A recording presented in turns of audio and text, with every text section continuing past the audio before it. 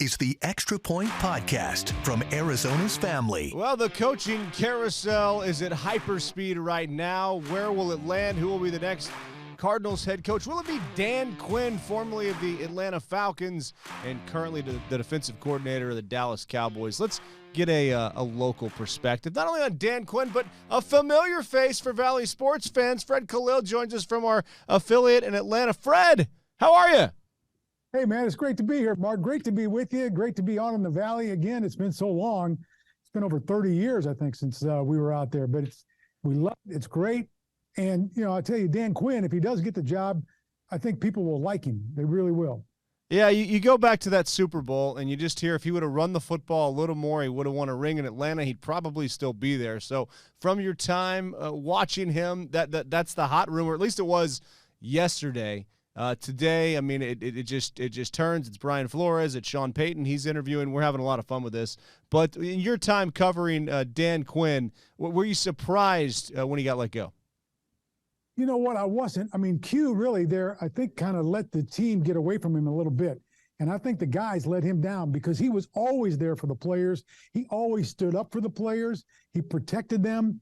And I think some of those guys didn't really protect him and have his back. And that's what hurt him, in my opinion, as I watched the team regress back to where they were from the Super Bowl, which was a magical year. And getting back to that Super Bowl, who was calling the plays? Who was the offensive coordinator that year? Kyle Shanahan. So Kyle Shanahan was calling all those deep throws to Julio instead of chewing the clock. Interesting. That's super interesting. And you would think if you're going to go against Kyle Shanahan 2 times a year, you probably want to hire the guy who knows him pretty well. What's the personality of a Dan Quinn team? The personality of a Dan Quinn team, they're going to be tough on defense. You know, I mean, I think his phrase is fast and physical. You know, he likes to play fast and physical, and that's what they'll try to do on defense. And he'll do that with speed. If you look what he did, you know, the Legion of Doom really was kind of his thing, along with Pete Carroll up in Seattle. And he tried to bring that here. It didn't really work, but you got to have players. And Arizona has players, so I think he could probably make that defense a little bit better out there because he certainly did it in Dallas. That's for sure. Yeah, and you think about, I mean, a team loses the Super Bowl hangover is real. So what was it like to experience that in Atlanta, and how much do you think it cost Dan Quinn?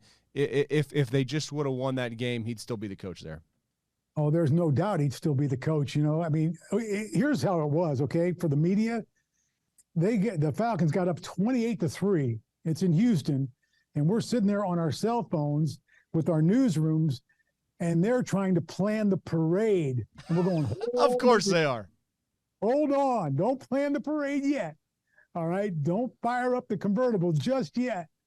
And, man, sure enough, Tom Brady, boom, boom, boom. All of a sudden it gets closer, it gets closer, it gets closer. And next thing you know, there's no parade. There's no Super Bowl win, and it was just downhill from there. And the Falcons really, I don't think personally they haven't recovered. No, certainly. And when you think about how quickly things can change in professional sports, we're reminded of that.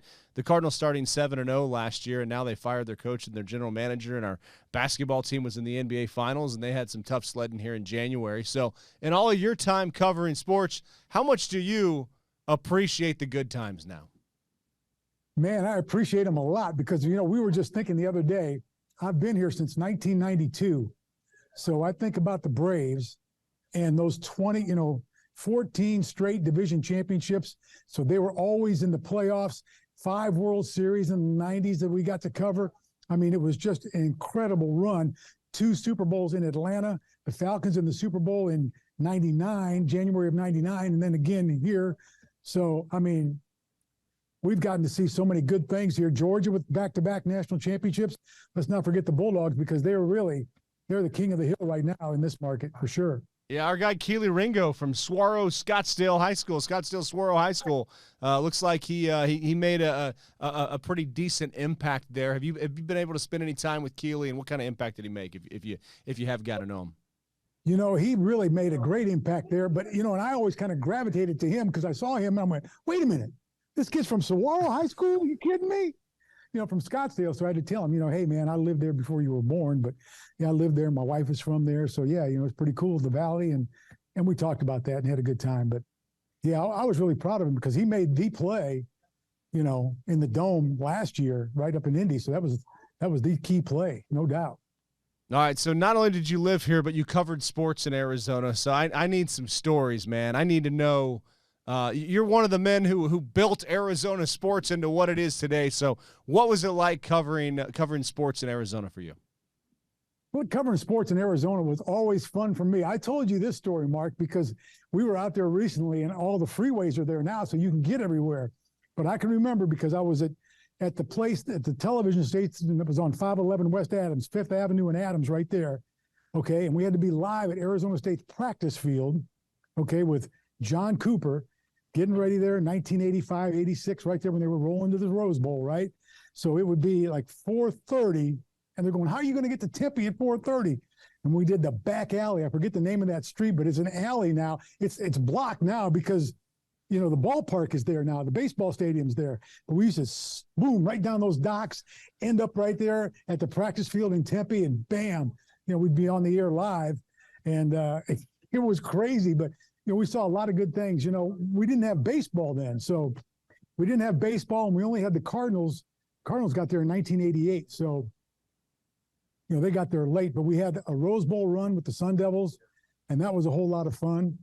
And during that time, it was really weird because Arizona State went to the Rose Bowl, but they could never beat Arizona. There was a string there where U of A had their number. And that was kind of an interesting twist. The Suns, I was there for the huge drug scandal. I mean, that was unbelievable. That was a rough time in Suns history, to say the least. But they made it to the conference finals. My first year covering them, they made it to the conference finals against the Lakers, but that's when the Lakers were Showtime with Magic and Kareem, and they couldn't get over the hump there. But, yeah, I mean, I had a blast out there. There's no doubt about it. We had everybody from John McLeod was the coach. John McLeod and I had the same barber, and I still go to that barber when I'm out in Phoenix, right? So we did, when John was getting his haircut, sometimes we'd go in there and go live at 5 in the barber chair, with John getting a haircut and us doing the interview with him. It was kind of fun. We did whatever we had to back then. Oh, that's great. So if I would have told you back then that Arizona, that Phoenix would have the 4 major sports, an indoor football team, a WNBA franchise, not only ASU, but a whole nother college here, college basketball with Grand Canyon, you would have told me what? I would have told you, man, that's great. That's exciting. Enjoy it, because you don't get to do it much. But, Grand Canyon, of course, that is across the street from where my wife grew up. So we've known Grand Canyon College forever, and I do remember when they made those runs in the NAIA, they made runs to the national championship, and that was an exciting time. And I really enjoyed that. And then now they're back as a Division I team. But, I mean, yeah, it was a lot of fun. All right. So how about this? Next time you're in town, maybe you roll on in here and sit next to me and we do this thing live, walk down memory lane, maybe pull some old footage of the Rose Bowl. The old footage of the Rose Bowl, baby. You know what I remember about that week? They were playing Michigan, right? And Michigan, Bo Schembechler was so tight, he didn't let anybody into practice, okay? Nobody got into practice over there. And it was down in Orange County is where Arizona State was. And John Cooper at the time let everybody into practice. He goes, we got all our work done in Tempe. We're done. We got the game plan in, we're everything. Come on in, everybody watch it. Bo wouldn't let anybody do it. So we snuck up in the desert up there where they were practicing near Ontario. And we snuck up there and we were shooting video down into their practice field. And we had it on in the truck, and Coop comes in the truck. Coach Cooper comes in the truck and says, hey, son, look at that. That's Michigan practice. And I said, yeah, I know, Coach. That's Michigan practice. We got that just for you. Because, I was in the Big Ten. I was a walk-on at Indiana, and we played at Michigan. And one year we got beat by Michigan on the last play of the game by Anthony Carter. And I reminded Bo Schembechler of that, and then he reminded me of that all week long and gave me a hard time about it. So I wanted to get him, and that was the way we got him. We just went in and shot practice from outside the venue, kind of sneaking in, zooming in. I mean, they weren't doing anything. It's like they weren't, it's not like they were doing a double reverse pass and we caught it on video. It wasn't like that. I mean, it was just, snuck in there and did it and had some fun. But if you do that today, man, you're public enemy number one and probably get your credentials revoked. And I'm sure Bo, if he would have found out, he'd have been upset. Super Bowl prediction for you. Who you think's coming out here to Arizona? Super Bowl prediction. You know, how cool would it be for the Niners to get there, huh? Would that be cool? Brock Purdy, yeah. That'd be unbelievable. I know my buddy Dan Minucci would enjoy it. He's his personal quarterback coach, so that would be pretty cool if the Niners got out there. And in the AFC, oh, man, I don't know. You know, the Bills are out of it now, so there's the Cinderella story. So who do you like in the AFC?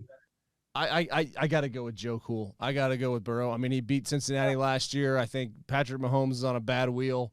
But how are you going to stop Joe Burrow? I certainly don't know how. Well, you know, we saw him here, too. I mean, he came in here and won the SEC championship. So, I mean, Joe Burrow's been Joe Cool for a long, long time. So, from his days at LSU, now with the Bengals. So, I mean, I lived in Cincinnati right out of college, so it'd be kind of cool to see the Bengals in there again. Maybe they win it. Who knows? Yeah, Bengals Niners for a third time. And you know what? If Joe Burrow takes on Brock Purdy, two teams that have won, two quarterbacks who've won Fiesta Bowls inside that very stadium. I'll leave you with this. Is Rose Bowl your favorite sports memory? What's your favorite sports memory from Arizona? My favorite sports memory from Arizona, I think, was when the Cardinals were coming here, okay? Mike Gallagher was my quote-unquote lawyer, but he was more of a friend. He just passed away. He was the leader in bringing sports to Arizona. He helped bring the Diamondbacks there. He was big on bringing the Cardinals there. So I get a call from Mike. Freddie, get your blank down here to my office right now and bring your cameraman, all right? I got some news for you.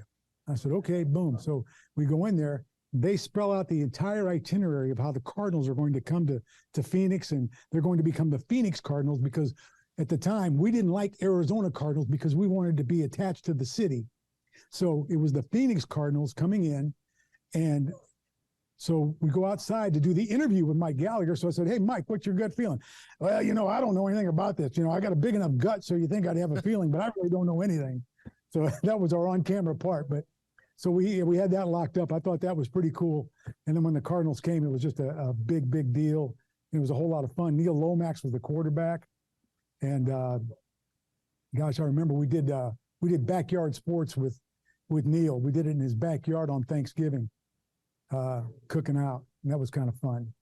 Backyard sports with Neil Lomax in his backyard. All right, hey Neil, what's going on? So yeah, that was kind of cool. That's another guy. If he does not get injured, that might change the entire trajectory of the Cardinals early on, and it would have taken not getting a new stadium in 2006 to change their fortune. So hey, thanks so much for your time. This was awesome, and let's do this again. Hey, anytime you want, Mark. I'd love to do it. We love the Valley. Great to be on with you, man. The Extra Point Podcast is a production of 3TV, CBS 5, and azfamily.com in Phoenix, Arizona.